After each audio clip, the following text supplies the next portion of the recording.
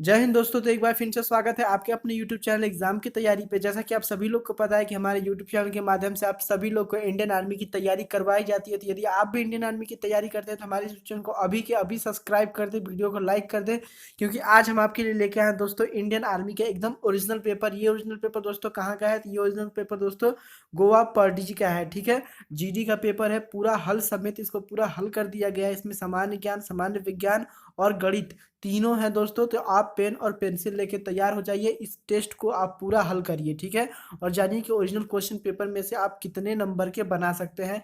हम उम्मीद करेंगे दोस्तों कि आप 50 नंबर में से कम 40 नंबर का सॉल्व करके हमें कमेंट बॉक्स में आंसर जरूर देंगे। तो चलिए वीडियो को शुरू करते हैं और जानते हैं कि गोवा में किस प्रकार के आर्मी का क्वेश्चन पेपर पूछा गया था। तो चलिए दोस्तों, आप सभी लोग पेन और पेपर लेके तैयार हो जाइए। आप यकीन मानिए दोस्तों कि ओरिजिनल क्वेश्चन पेपर से अच्छे तरीके से आप अपने आप को जज कर सकते हैं कि आप कितने नंबर का सही कर सकते हैं। दोस्तों इसमें 30 प्रश्न है सामान्य ज्ञान और सामान्य विज्ञान के। तो आपको मैं टारगेट देता हूँ 25 प्रश्नों के। 30 में से आपको 25 प्लस राइट करने ही होंगे। ठीक है दोस्तों, तो चलिए चलते अपने पहले क्वेश्चन की ओर, जानते हैं कि हमारा पहला क्वेश्चन क्या है। तो पहला क्वेश्चन दोस्तों आपकी स्क्रीन के सामने है कि गेटवे ऑफ इंडिया कहाँ पर स्थित है। ठीक है, तो जो इसका राइट आंसर होगा दोस्तों, आंसर होगा option number B, gateway of India Mumbai में स्थित है। जिसको आंसर पता था दोस्तों, जल्दी से जल्दी कमेंट बॉक्स में जाके जरूर बताएं। चलिए चलते अपने अगले प्रश्न को जानते हैं कि हमारा अगला प्रश्न क्या है। तो अगला प्रश्न दोस्तों कि भारत में लोकसभा चुनाव कितने वर्षों बाद कराए जाते हैं। ठीक है, तो यदि आपको इसका आंसर पता है तो कमेंट बॉक्स में जाके जरूर बताएं। नहीं पता है तो हम आपको बताते हैं कि भारत में लोकसभा चुनाव कितने वर्ष बाद कराए जाते हैं। ठीक है, तो जो इसका राइट आंसर होगा दोस्तों, आंसर होगा ऑप्शन नंबर बी, यानी कि भारत में लोकसभा चुनाव 5 वर्ष के बाद कराए जाते हैं। ठीक, चलिए चलते हैं अपने नेक्स्ट प्रश्न को, जानते हैं कि हमारा अगला प्रश्न क्या है। तो दोस्तों हमारा अगला प्रश्न है कि भारतीय संसद के ऊपरी सदन को क्या कहते हैं। ठीक है, तो भारतीय संसद के ऊपरी सदन को दोस्तों क्या कहते हैं। तो यदि आपको इसका राइट आंसर पता है तो तुरंत कमेंट बॉक्स में जाके हमें बताएं कि भारतीय संसद के ऊपरी सदन को क्या कहते हैं। तो जो इसका राइट आंसर दोस्तों होगा, होगा ऑप्शन नंबर डी, यानी कि राज्यसभा कहते हैं। चलिए चलते हैं अगले प्रश्न की ओर, जानते हैं कि हमारा अगला प्रश्न क्या है। तो दोस्तों हमारा अगला प्रश्न है कि निम्न में से किसे ब्लैक पल्स कहकर भी संबोधित किया जाता है। ठीक है, ब्लैक पल्स कह के भी संबोधित किया जाता है। ठीक है, तो जो इसका राइट आंसर होगा दोस्तों, आंसर होगा ऑप्शन नंबर डी, पेले। ठीक है, चलिए चलते हैं। तो दोस्तों जो हमारा अगला प्रश्न है कि माई एक्सपेरिमेंट विथ ट्रुथ पुस्तक के लेखक कौन थे। तो फटाफट जाके कमेंट बॉक्स में आंसर लिख के आइए यदि आपको पता है तो। नहीं पता है तो इसके लेखक थे महात्मा गांधी, यानी ऑप्शन नंबर ए राइट होगा। ठीक है, तो दोस्तों ये काफी ज्यादा इंपॉर्टेंट क्वेश्चन हो जाता है क्योंकि ये गोवा में पूछा गया है क्वेश्चन आर्मी जीडी के पेपर में। ठीक है, तो इस पेपर को आप पूरा अंत तक देखें। तो चलिए अपना अगला प्रश्न देखते हैं कि हमारा अगला प्रश्न क्या है। तो अगला प्रश्न दोस्तों कि ब्रह्म समाज की स्थापना किसने की थी। ठीक है, तो जो इसका राइट आंसर होगा दोस्तों, आंसर होगा option number B, Raja Mohan Roy ने। ठीक है दोस्तों, आप वीडियो के अंत में अपना स्कोर जरूर बताएंगे कि आपके ओरिजिनल क्वेश्चन पेपर में आपका स्कोर कितना हुआ है। ठीक है, चलिए चलते हैं अपने अगला प्रश्न को, जानते हैं कि हमारा अगला प्रश्न क्या है। तो दोस्तों हमारा अगला प्रश्न है कि फतेहपुर सीकरी किस शासन द्वारा निर्माण करवाया गया था। तो दोस्तों ये ऑप्शन पढ़ते ही आपके माइंड में आंसर आ गया होगा, तो फटाफट जाके हमें कमेंट बॉक्स में जरूर बताएं। ठीक है, और जिनको नहीं पता है इसका राइट आंसर दोस्तों होगा ऑप्शन नंबर डी, अकबर ने करवाया था फतेहपुर सीकरी का निर्माण। ठीक, चलिए चलते अपने अगले प्रश्न को, जानते हैं कि हमारा अगला प्रश्न क्या है। तो हमारा अगला प्रश्न है दोस्तों कि भारतीय मानक मुद्रा के नोट किस शहर में छापे जाते हैं। इस प्रश्न का मतलब ये होगा दोस्तों कि जो भारत में नोट चलते हैं वो नोट कहाँ पे छापे जाते हैं। तो इसका भी आंसर आप सभी लोग को पता होगा दोस्तों, तो फटाफट जाके कमेंट बॉक्स में जाके बता के आइए कि जो इसका राइट आंसर होगा वो आंसर होगा ऑप्शन नंबर सी, यानी कि नासिक में। ठीक, चलो चलते हैं अपने अगले प्रश्न को, जानते हैं कि हमारा अगला प्रश्न क्या है। तो दोस्तों जो हमारा अगला प्रश्न है दोस्तों, प्रश्न है कि अंतर्राष्ट्रीय अहिंसा दिवस कब मनाया जाता है।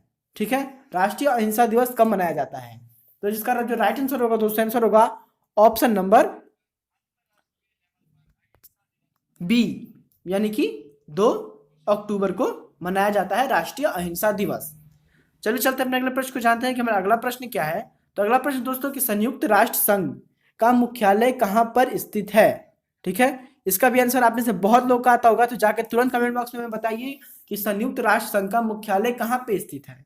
तो जो इसका राइट आंसर होगा दोस्तों, आंसर होगा ऑप्शन नंबर सी, न्यूयॉर्क में स्थित है संयुक्त राष्ट्र संघ का मुख्यालय, यानी कि हेडक्वार्टर। ठीक, चलिए चलते हैं अपने अगले प्रश्न को जानते हैं कि हमारा अगला प्रश्न क्या है। तो दोस्तों हमारा अगला प्रश्न है कि पानीपत का तीसरा युद्ध किस वर्ष लड़ा गया था। तो चलिए आपको बताते हैं जो इसका राइट आंसर होगा दोस्तों, आंसर होगा ऑप्शन नंबर सी, यानी कि 1761 ईस्वी में पानीपत का तीसरा युद्ध लड़ा गया था। दोस्तों जो नीचे का ऑप्शन है यानी 1757, इस ये भी दोस्तों काफी ज्यादा इंपॉर्टेंट है, इसमें प्लासी का युद्ध लड़ा गया था। ठीक है, याद रखिएगा 1761 में पानीपत का तीसरा युद्ध और 1757 में प्लासी का युद्ध।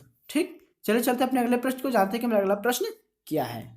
तो दोस्तों हमारा अगला प्रश्न है कि निम्नलिखित में से किसे लेडी विथ द लैम्प, ठीक है, लेडी विथ द लैम्प के नाम से जाना जाता है। ठीक है, तो जो इसका राइट आंसर होगा दोस्तों, आंसर होगा ऑप्शन नंबर सी। ठीक है, चलिए चलते हैं अपने अगला प्रश्न को जानते हैं कि हमारा अगला प्रश्न क्या है। तो अगला प्रश्न दोस्तों कि भारत के एटॉमिक जर्नल की नियुक्ति कौन करता है। ठीक, तो चलिए राइट आंसर मैच कीजिए कि भारत का जो एटॉमिक जर्नल की नियुक्ति करते हैं वो करते हैं राष्ट्रपति, यानी कि ऑप्शन नंबर बी राइट होगा। चलिए चलते हैं अपने अगला प्रश्न जानते हैं कि हमारा अगला प्रश्न क्या है। तो अगला प्रश्न दोस्तों कि निम्नलिखित में से किस नदी का उद्गम स्थान अमरकंटक है। ठीक है, तो राइट आंसर मैच कीजिए, जो इसका राइट आंसर होगा दोस्तों, आंसर होगा ऑप्शन नंबर बी, यानी कि नर्मदा नदी का उद्गम अमरकंटक है, यानी नर्मदा नदी अमरकंटक से निकलती है। तो चलिए जी अपना अगला प्रश्न हल करते हैं, जानते हैं कि अगला प्रश्न क्या है। तो अगला प्रश्न दोस्तों कि स्वतंत्र भारत के पहले गृह मंत्री कौन थे।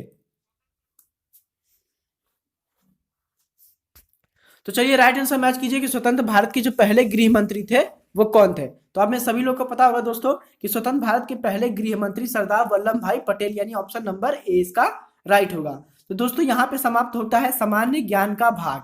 ठीक है, तो आप कमेंट बॉक्स में जरूर लिख के बताएं कि सामान्य ज्ञान के 15 क्वेश्चन में से आप कितने क्वेश्चन को राइट कर पाए हैं और कितने क्वेश्चन को आपसे नहीं बना है। ठीक है, तो चलिए चलते अपने अगले भाग में सामान्य विज्ञान की तरफ और जानते हैं कि सामान्य विज्ञान में किस प्रकार के क्वेश्चन पूछे गए थे गोवा में। ठीक है, ये ओरिजिनल क्वेश्चन पेपर है। तो दोस्तों जो हमारा अगला सेक्शन होता है, पहले सेक्शन में सामान्य ज्ञान, ठीक है, दूसरे सेक्शन में सामान्य विज्ञान और तीसरे सेक्शन में जो होता है दोस्तों वो होता है मैथ।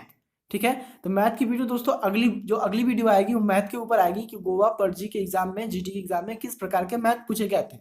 ठीक है, अभी ये सामान्य विज्ञान है। ठीक है, सामान्य विज्ञान है। तो चलिए जानते हैं कि सामान्य विज्ञान में किस प्रकार के क्वेश्चन पूछे गए थे। तो पहला है दोस्तों कि मनुष्य के रक्त का लाल रंग किसके द्वारा होता है, यानी हमारा जो खून होता है दोस्तों वो लाल होता है, तो वो किसके द्वारा होता है। राइट आंसर आप सभी लोग जाके कमेंट बॉक्स में जरूर लिखें। तो चलिए राइट आंसर मैच कीजिए दोस्तों, जिसका राइट आंसर होगा दोस्तों, आंसर होगा ऑप्शन नंबर ए, यानी कि होमोग्लोबिन द्वारा हमारे खून का रंग लाल होता है। चलिए चलते हैं अपने अगले प्रश्न को जानते हैं कि हमारा अगला प्रश्न क्या है। ठीक है दोस्तों, तो मेरा अगला प्रश्न है दोस्तों कि आवृत्ति का मात्रक क्या है। ठीक है, यदि आपको राइट आंसर पता है तो कमेंट बॉक्स में जरूर जाके लिखें, लिखने से आपको और अच्छे प्रकार से याद होगा। ठीक है, तो कमेंट बॉक्स में जरूर जाके लिखें और इसको अपना स्कोर भी जरूर बताएं हमें। ठीक है, तो चलिए अपना राइट आंसर मैच कीजिए कि आवृत्ति का मात्रक क्या होगा। तो जिसका राइट आंसर होगा दोस्तों, आंसर होगा ऑप्शन नंबर बी, यानी कि हर्ट्ज। ठीक, चलिए चलते अपने अगले प्रश्न को जानते हैं कि हमारा अगला प्रश्न क्या है। तो हमारा अगला प्रश्न दोस्तों कि मछली किसके द्वारा सांस लेती है। चार ऑप्शन है दोस्तों, एक ऑप्शन राइट है, आपको कमेंट बॉक्स में जाके बताना है कि कौन सा ऑप्शन राइट है।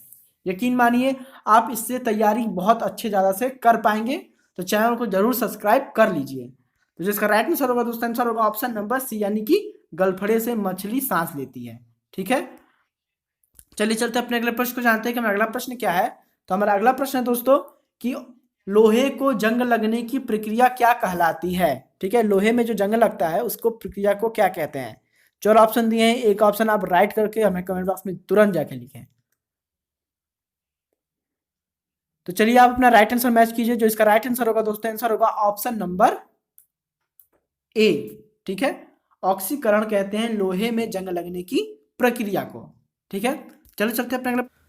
तो दोस्तों हमारा अगला प्रश्न है कि कौन सा एक और चुंबकीय धातु है। ठीक है दोस्तों, यहाँ पे चुंबकीय नहीं अचुंबकीय पूछा था एग्जाम में कि कौन सा एक अचुंबकीय धातु है। ऑप्शन दिया था आपको टीन, लोहा, ठीक है, टीन, लोहा, निकिल, कोबाल्ट। ठीक है, तो आपको बताना है कि टीन है अचुंबकीय धातु, या लोहा है, या कोबाल्ट है, या फिर निकिल है। तो जो इसका राइट आंसर होगा दोस्तों, आंसर होगा ऑप्शन नंबर ए, यानी कि टीन है अचुंबकीय धातु। तो हमारा अगला प्रश्न दोस्तों कि बादल वातावरण में इसलिए तैरते हैं क्योंकि इनमें होता है। तो चार ऑप्शन है दोस्तों, चार ऑप्शन में से जो आपको राइट आंसर है तुरंत जाके कमेंट बॉक्स में बताइए कि सर राइट आंसर ये होगा।